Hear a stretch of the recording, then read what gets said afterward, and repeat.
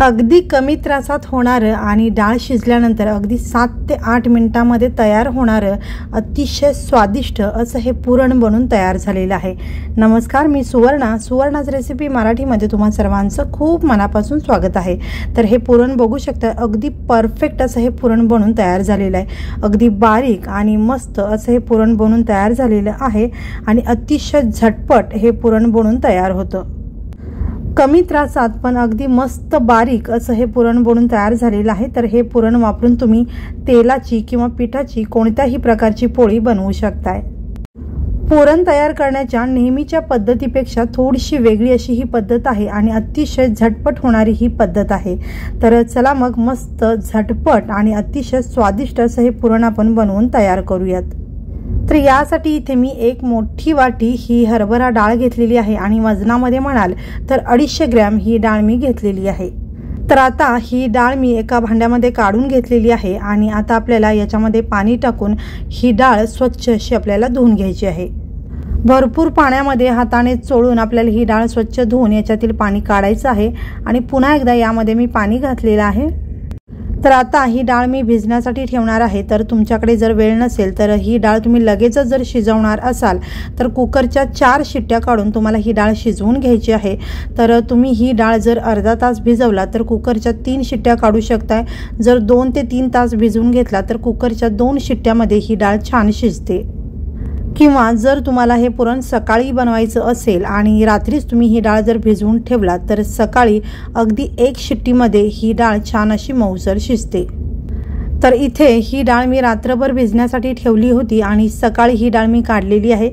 तर इथे तुम्ही बघू शकता डाळ अगदी मस्त अशी भिजलेली आहे।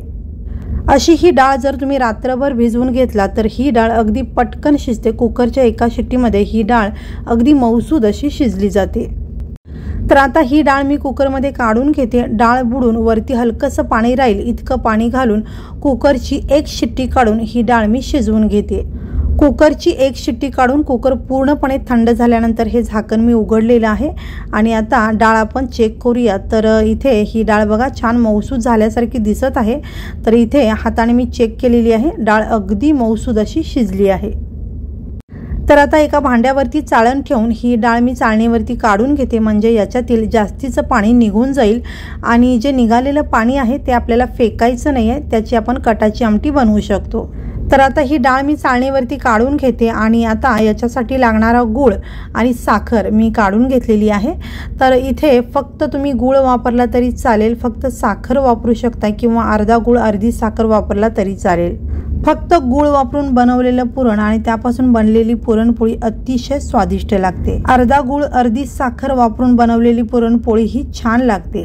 तर इथे फक्त साखर वापरून जर तुम्ही पुरणपोळी बनवली तर ती पुरणपोळी गुळाच्या पुरणपोळी इतकी स्वादिष्ट अजिबात लागणार नाही। त्यामुळे तुम्ही इथे संपूर्ण गूळ घेतला तरी चालेल किंवा मग अर्धा गूळ अर्धी साखर घेतला तरीही चालेल। तर आता या पुरणामध्ये आपण गोडाचं प्रमाण किती घ्यायचं हे मी तुम्हाला सांगते। तर इथे मी या वाटीने 1 वाटी डाळ घेतली होती आणि याच वाटीने 1 वाटी आपल्याला गूळ किंवा अर्धा गूळ आणि अर्धी साखर घ्यायची आहे। आणि वजनामध्ये म्हणाल तर पाव किलो मी डाळ घेतली होती आणि हे गूळ आणि साखर हे दोन्ही मिळून सुद्धा मी पाव किलो घेतलेलं आहे। तर इथे वाटीने किंवा वजनाने जेवढी डाळ आहे तेवढंच आपल्याला त्यामध्ये गोड घालायचं आहे, म्हणजे तुम्ही गूळ किंवा गूळ साखर दोन्ही मिळून घातला तरीही चालेल। तर या प्रमाणामध्ये अगदी परफेक्ट गोड अशा या पुरणपोळ्या बनवून तयार होतात। पण तुम्हाला जर खूप जास्त गोड आवडत असेल तर तुम्ही यामध्ये हलकीशी साखर किंवा थोडासा गूळ वाढवला तरीही चालेल। तर इथे चाळणीतून ही डाळ मी पातेल्यामध्ये काढून घेतलेली आहे आणि ही डाळ आपल्याला पूर्णपणे थंड करायची नाही आहे। तर चाळणीवरती आपल्याला फक्त पाणी निथळेपर्यंत ठेवायचं आहे। पाणी संपूर्ण निघून गेलं की ही डाळ आपल्याला लगेचच वाटण्यासाठी घ्यायची आहे। तर ही डाळ जर तुम्ही पूर्णपणे थंड करून घेतला तर ती व्यवस्थित वाटली जाणार नाही, त्याच्यामुळे हलकीशी कोमट अशी ही डाळ आपली असायला हवी। खूप गरम अशी डाळ आपल्याला घ्यायची नाही आहे, पण पूर्णपणे थंड सुद्धा ही डाळ करायची नाही आहे, हलकीशी कोमट ही डाळ असायला पाहिजे। तर आता मिक्सरच्या छोट्या भांड्यामध्ये जितकी डाळ बसेल तितकी मी घातलेली आहे आणि आता याच्यामध्ये हे गूळ आणि साखर आपण थोडं थोडं टाकूयात आणि हे मिश्रण आपल्याला मिक्सरला फिरवून घ्यायचं आहे। तर या पद्धतीने थोडी थोडी डाळ आपल्याला घ्यायची आहे आणि त्याच्यामध्ये आपण जे वापरलेलं आहे गूळ असेल किंवा साखर असेल किंवा साखर गूळ असेल तर हे सुद्धा आपल्याला थोडं थोडं घालायचं आहे आणि हे मिक्सरला आपल्याला फिरवून घ्यायचं आहे। मिक्सरला फिरवताना सुरुवातीला मिक्सर थोडासा चालू बंद करायचा आहे म्हणजे सगळं मिश्रण छान मिक्स होईल आणि त्यानंतर आपल्याला अगदी बारीक असं हे पुरण वाटून घ्यायचं आहे। मध्ये मध्ये 2 ते 3 वेळा मिश्रण चमचाने छान मिक्स करून मग मिक्सरला फिरवायचं आहे म्हणजे सगळा पुरण छान एकसारखा वाटला जातो। तर इथे अजून एक काळजी आपल्याला घ्यायची आहे ती म्हणजे जो आपण गूळ यामध्ये वापरलेला आहे तो अगदी छान मऊसूद असायला पाहिजे, गुळाचे खडे अजिबात नको आणि हा गूळ आपल्याला एकतर खिसून किंवा मग बारीक असा चिरून घ्यायचा आहे। तर इथे हे मिश्रण मी मिक्सरला फिरवून घेतलेलं आहे आणि हा पुरण तुम्ही बघू शकताय अगदी मस्त आणि अतिशय सुंदर असा हा बारीक वाटला गेलेला आहे। तर आता हे सगळं मिश्रण पुरणाचं मी एका कढईमध्ये काढून घेते।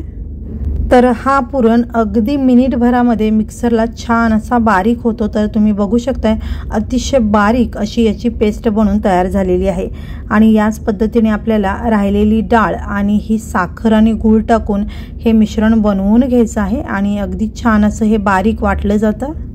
अगदी कमी त्रासामध्ये आणि अगदी काही मिनिटांमध्ये आपलं हे पुरण बनवून तयार होतं। पुरण बनवण्याची अतिशय साधी सोपी ही पद्धत आहे। तुम्ही या पद्धतीने जर पुरण बनवलात तर अतिशय बारीक आणि अगदी झटपट असं हे पुरण आपलं बनवून तयार होतं।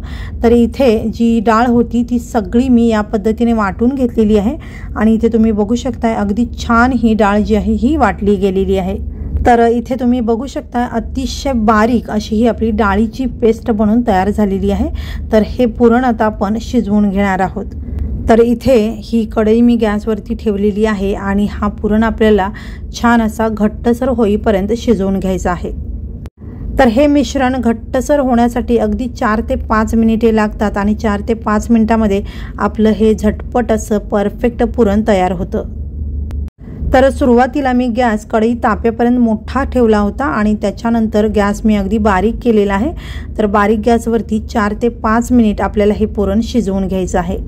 तर हे पुरण आपल्याला छान एकसारखं ढवळत राहायचं आहे, मध्ये अजिबात सोडायचं नाही आहे नाहीतर मग पुरण खाली लागू शकतं। तर इथे बारीक गॅसवरती साधारण 4 ते 5 मिनिटापासून हा पुरण मी शिजवून घेत आहे। तर इथे बघू शकता तुम्ही पुरण मस्त असा घट्टसर झालेला आहे।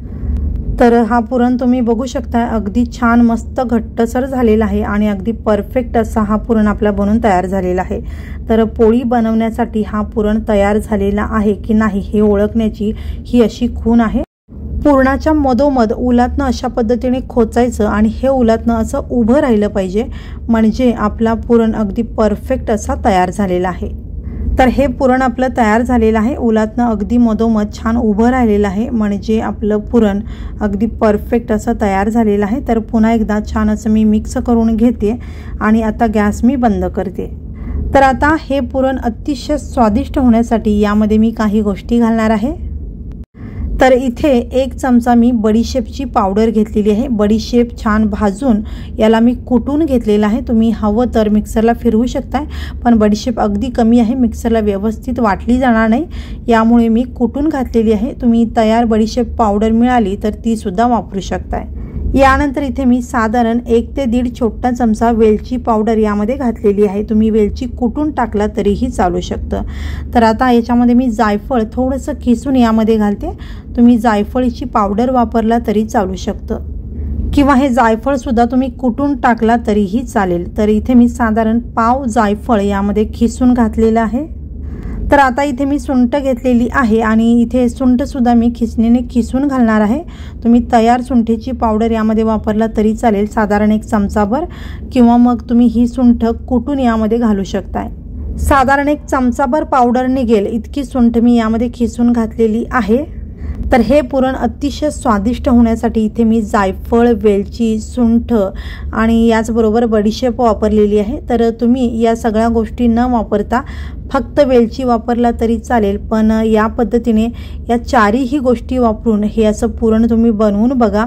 अतिशय स्वादिष्ट असं हे पुरण बनतं आणि यापासून बनवलेली पोळी अतिशय स्वादिष्ट आणि मस्त खमंग बनते। तर आता हे सगळे जिन्नस पुरणामध्ये व्यवस्थित असे मिक्स करून घेते आणि हा पुरण आता पूर्णपणे थंड करण्यासाठी मी बाजूला ठेवून देते आणि यानंतर आपण एखाद्या डब्यामध्ये हा पुरण काढून घ्यायचा आहे आणि हा पुरण तुम्ही डब्यामध्ये घालून फ्रीजमध्ये अगदी 8 दिवस जरी ठेवला तर अगदी छान असा हा पुरण राहतो। पुरण पूर्णपणे थंड झाल्यानंतर डब्यामध्ये मी काढून घेतलेला आहे। अशा पद्धतीने डब्यामध्ये पुरण काढून झाकून आपण फ्रीजमध्ये जर हा डबा ठेवला तर अगदी 8 दिवसापर्यंत हे पुरण अगदी छान राहतं। अगदी कमी त्रासात बनणारं, अगदी झटपट बनणारं, अतिशय बारीक आणि अतिशय स्वादिष्ट असं हे पुरण आपलं बनून तयार झालेलं आहे। तर हे नेहमीपेक्षा वेगळ्या पद्धतीने बनवलेलं आणि अगदी झटपट बनणारं, कमी त्रासात बनणारं हे अगदी बारीक आणि स्वादिष्ट पुरण तुम्ही सुद्धा जरूर करून बघा। आणि तुम्हाला जर हा व्हिडिओ आवडला असेल तर व्हिडिओला लाईक करा, शेअर करा, चॅनलला सबस्क्राईब करून बेल आयकॉन जरूर दाबा आणि हा व्हिडिओ पाहिल्याबद्दल खूप धन्यवाद।